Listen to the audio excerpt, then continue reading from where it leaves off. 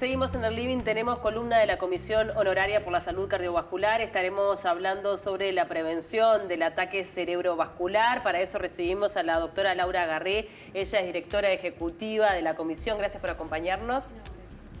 Y también a la doctora Beatriz Arciere. Ella es vicepresidenta de la Sociedad Neurológica del Uruguay. ¿Está bien? Exacto, así es. Gracias por el tiempo. Bueno, hablamos de ACV, hacíamos como una pequeña corrección porque uno lo conoce popularmente como accidente cerebrovascular, pero lo correcto es ataque. ¿Por qué esa distinción? Exacto, o sea, lo que queremos brindar más bien es el concepto. El concepto de ataque nos habla de brusquedad. Es importante que el público y todos sepan de que cuando se manifiesta un ataque cerebrovascular, el síntoma que se produce, ya sea una dificultad en el habla, una pérdida de fuerza, se hace en forma abrupta o brusca. El paciente está bien y de golpe pierde la fuerza de un lado, lo que llamamos hemiplegia. Entonces, ataque es brusco. Es eso. Bien. Cuando hablamos de esto brusco y de golpe, también me parece que viene unido a, debería ser igualmente de golpe la atención, ¿no? El atender rápidamente lo que está sucediendo. Sin duda. Hoy en día, si bien ya hace 30 años que existen terapias para el ataque cerebrovascular agudo de tipo isquémico, es decir, el infarto cerebral cuando una arteria se tapa, porque hay otros tipos de ACV o de ataque cerebrovascular, hoy en día hay tratamientos que son tiempos dependientes, es decir, el paciente tiene una ventana de oportunidad de tiempo para ser atendido. Si cae fuera de esa ventana de tiempo, que para el tratamiento con fármacos es de 4 horas y media, queda fuera de las posibilidades. Por eso la importancia de que el público o la persona en general identifique como que algo brusco puede ser un ACV, active el código llamando a la emergencia móvil y sea trasladado rápidamente para ver si cataloga para recibir el tratamiento, porque tampoco son todos. Ahora uno piensa que es algo imprevisto. Pero hoy hablamos también de prevención. ¿Cómo puede ir de la mano una cosa que no se puede manejar, que no sabemos cuándo nos va a ocurrir, con hablar justamente de prevenirlo? Eso que ustedes traen es fundamental, porque además es un día que se llama Día de Prevención del Ataque Cerebrovascular y el mensaje va en las dos líneas. Va en reconocerlo precozmente para actuar rápidamente, y el mensaje un poco mundial es eso, cada segundo cuenta en esto, pero esta brusquedad no es que no venga acompañado de un proceso de factores de riesgo que nos pusieron en mayor probabilidad de que ese suceso no suceda. Y ahí se empieza a sumar muchos de los factores de riesgo que conocemos. Hay algunos pesos más también acá en enfermedades cardiovasculares, algunos tipos de arritmia que generan particularmente un mayor peso a estos accidentes, pero el consumo de tabaco, la hipertensión arterial, la diabetes, la obesidad, el colesterol elevado, el sobrepeso, la obesidad, el sobrepeso y el sedentarismo y la alimentación tienen un peso en el desarrollo de estas enfermedades, que ahí es donde tenemos que también darle la mirada en este día. Esto de que sea brusco, ¿tampoco tiene señales previas? Es decir, puede no tenerlas, ¿no? O puede haber algunas que digas, me está pasando, no sé, como lo que sea, no voy a inventar porque no quiero desviar la atención, pero alguna señal que puede ir apareciendo, ¿sucede o no?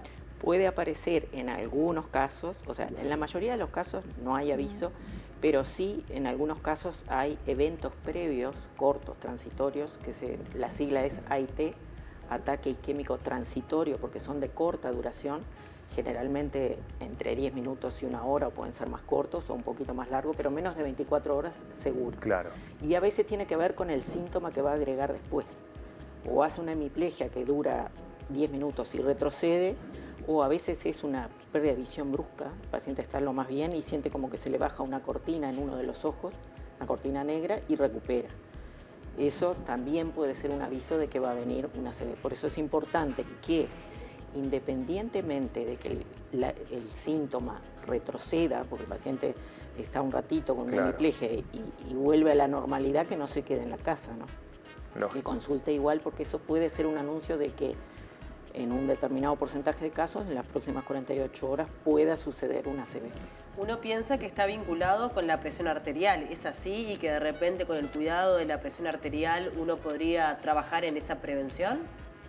Bueno, A ver, ¿O no? sí. ¿O no está atado al 100%? No, la presión arterial es un factor de riesgo de mucho peso para el desarrollo de los ACV. Ahí entra esa división que hacía Beatriz, de que existen los isquémicos, los hemorrágicos, y bueno, que eso son cuestiones más también ligadas al diagnóstico para el tratamiento adecuado, ¿tá? Pero la hipertensión arterial es uno de los factores de gran peso para el desarrollo del ataque cerebrovascular.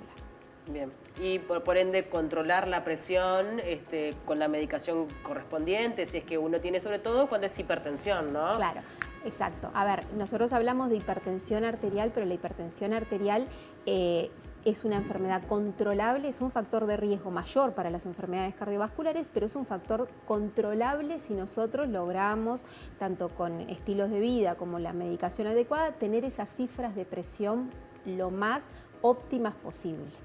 Entonces eso nos condiciona, más allá de que el hipertenso tiene un riesgo mayor, si esas cifras están controladas, ese riesgo baja. Por eso nosotros en lo cardiovascular y en lo vascular, que esto no es cardiovascular en sí, pero hablamos de enfermedades vasculares, el riesgo cardiovascular es el que da el peso. Cuando tenemos hipertensión, pero si esa hipertensión está controlada, ese riesgo baja. La enfermedad cerebrovascular en las últimas estadísticas mostró que es la primera causa dentro de la enfermedad cardiovascular, la primera es la enfermedad cerebrovascular. Y en las mujeres además es la primera. Cuando dividimos por sexo, en las mujeres es la primera, en el hombre es la isquémica del corazón. Bien. Pero es una causa que hay que mirar con mucho detenimiento en las acciones de prevención. Edades también, ¿no? Por lo menos, más o menos, quizás de cada tipo, en general en las edades que se manifiesta o se podría llegar. Generalmente lo más frecuente es que se dé en el adulto mayor, ¿verdad? Cuanto más mayor, más probabilidad. Generalmente mayor de 70, mayor de 60, pero lo cierto es que hoy día cada vez más se está viendo en pacientes más jóvenes. Eso, digo, está sucediendo, no sabemos bien por qué, pero digo, capaz que también vinculado con el estrés, ¿no? Que quizá, es otro factor. Es un factor de riesgo menor, ¿no? pero sí, influye sin duda el sedentarismo. Bueno, creo que un concepto fundamental o una cifra importante es que el 90% de los ACV se pueden prevenir. O sea, el 90% se pueden prevenir. Y ahí es donde cobran valor los factores, esto que mencionaba Laura, que hay factores de riesgo modificables y otros que no son modificables, ¿verdad? La edad y el sexo no la puedo modificar, es lo que tengo. Pero el resto de los factores de riesgo, entre ellos la hipertensión, la diabetes, la dislipemia, todos esos sí, obviamente con un control regular, con el médico, viendo las cifras y obviamente cumpliendo con la medicación, uno baja la probabilidad mucho, ¿verdad?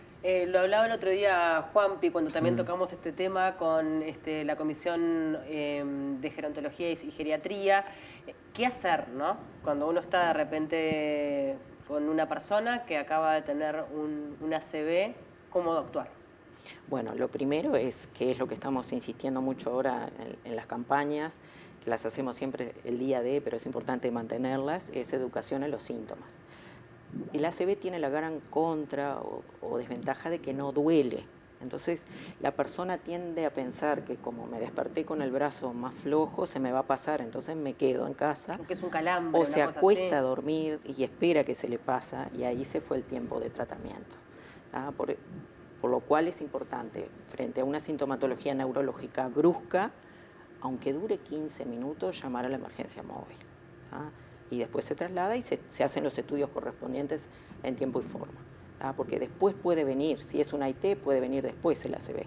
Entonces yo ya tengo que estudiar los vasos de cuello, el corazón rápidamente, por si hay un trombo, un émbolo que puede salir disparado hacia el cerebro. Y bueno, todos esos son, es importante que la ciudadanía sepa identificar los síntomas del ACV. La desviación de la boca, una persona que viene hablando bien y por allá no encuentra las palabras o no entiende o queda... Son todas cosas bruscas que cambian en el funcionamiento de la persona. Frente a eso siempre hay que sospechar una ACV y llamar a la emergencia móvil para el traslado. Que eso también en nuestro país, una rápida respuesta, repasábamos el otro día eso, sí. ¿No? Se ha trabajado en eso, sí. Justamente. Sí, llevó un tiempo, unos años diría yo, que el ACV estuviera dentro de los códigos 1 que se llaman de la emergencia móvil, porque antes era para el infarto de miocardio y para el politrauma. Bueno, ahora está sumado el ataque cerebrovascular. Obviamente es un código siempre y cuando esté dentro de las 4 horas y media. Porque si el paciente llama y dice, bueno, yo en realidad ayer empecé y pensé que se me iba a pasar, eso no es un código ya, porque si bien tiene que ser trasladado para estudiar, pero no con la misma celeridad porque ya está fuera del tiempo. Por eso es lo importante de consultar enseguida, ¿verdad? Bien. Siempre hablamos, bueno, la conexión que también tiene con nuestro corazón, independientemente de que esto está como más vinculado con nuestro cerebro, somos un todo. Sí, a ver, por eso lo ponemos dentro del grupo de las enfermedades vasculares, porque el concepto de las causas fisiopatológicas del infarto del corazón, el infarto cerebral, en sí están ligadas a estos factores de riesgo que, como hablamos, son controlables, modificables en esa medida, que por eso tiene tanto peso y por eso este grupo de enfermedades tiene esa relevancia de ser el concepto de prevenibles, porque podemos prevenirlas en ese escenario de actuar. Y además, bueno, somos un todo y la conexión entre el cerebro, corazón, es inevitable el funcionamiento en sí. Y además está todo el tema de la discapacidad que genera estas enfermedades, es una de las principales causas de discapacidad. Por estas connotaciones neurológicas, el cerebro es el que nos comanda las funciones, en todo esto el quehacer también después es volver a poder potenciar la recuperación y la mayor funcionalidad y dependencia de esa persona que venía dependiente y tiene un suceso brusco de que puede generar una dependencia después de este episodio. Entonces, todo y que la recuperación puede ser total o no. Dependiendo de los tiempos, por eso también dependiendo de los tiempos, dependiendo de otros factores también, de cuánto cerebro está comprometido y todas esas cuestiones suman a cómo va a ser esta situación que impacta no solo en la persona, en la familia y en la sociedad. Es una situación con mucha connotación social también. Que luego de un episodio y en el periodo de recuperación también, qué importante la atención a la salud mental de esa persona y de su entorno, ¿no? Porque bueno, es encontrarse con un nuevo funcionamiento, amigarse de alguna manera con ese nuevo funcionamiento también y hacer lo mejor que se pueda. Sí, por eso las herramientas en este día es en la prevención, porque sí, sin duda hay que ponerle foco a la rehabilitación, al acompañamiento posterior, pero tenemos mucho todavía para hacer en esto, tanto en alentar a la población al control de los factores de riesgo, a bajar el riesgo cardiovascular. Cuando uno identifica que tiene peso en riesgo cardiovascular, empezar a bajarlo. No es solo identificar que tengo presión alta, que tengo colesterol, que soy sedentario, sino empezar a buscar esas herramientas para bajar ese riesgo cardiovascular. Y bueno, y después está todo este escenario de identificar los síntomas. Un poco compartíamos ese video que fue hecho en conjunto también, donde es identificar los síntomas para actuar rápido. Y esos son un poco los mensajes que engloban también a la prevención, porque cuando hablamos de prevención también hablamos de evitar consecuencias mayores, la prevención también terciaria. Totalmente. Bueno, agradecerles a las dos por estos minutos aquí en el programa. Siempre es un gusto recibirlas y esperemos que se pueda justamente con esta información actuar a tiempo, ya sea en prevención, en mejorar nuestra calidad de vida o actuar rápidamente ante un ataque. Gracias por el tiempo a las dos. Muchas gracias por la invitación. Antes de despedirnos, capaz que leemos un par de mensajes que tenemos a través del 092-418703. Bueno, está teniendo mucha repercusión la entrevista que tuvimos con Padrón. Dice, hola, Lula bajó a tierra y estuvo a favor de la intervención en Río de Janeiro después de que Hugo Carvajal le entregó a Estados Unidos las pruebas sobre la financiación de las campañas políticas de izquierda con dinero sucio de casi toda Latinoamérica, incluyendo Uruguay, nos dice Claudio. Dicen por acá, hablando referente a lo que decíamos hoy, en la robótica, dice, soy docente de robótica, hemos hecho proyectos como por ejemplo una balsa que nos envía el pH del agua, si tiene algún tipo de contaminación el agua, como ejemplo, si tiene cianobacterias, y nos manda la información de manera inalámbrica a una página web. Para quienes se especializan en robótica significa más empleo y bueno, dicen, así que bueno, hablando un poco, también otra mirada de esto que decíamos. Hola muchachos, los robots salvaron al mundo, no más políticos, que un robot gobierne un país no necesita dinero, habrá dinero así para para todos, en fin. Y acá nos dicen, hola, sí, todos supiéramos que detrás de la inteligencia artificial y ChatGPT existe microtrabajo y explotación laboral que nadie habla. Abrazo. Bueno, siguen llegando muchos mensajes, ha generado mucha polémica el tema del robot. De ese robot humanoide. Totalmente, qué miedo. Nos tenemos que ir, Juanpi. Bien, hemos llegado al final. Nos vamos a reencontrar mañana a partir de las 4 de la tarde cuando comencemos una nueva edición del Living. Gracias por estar del otro lado.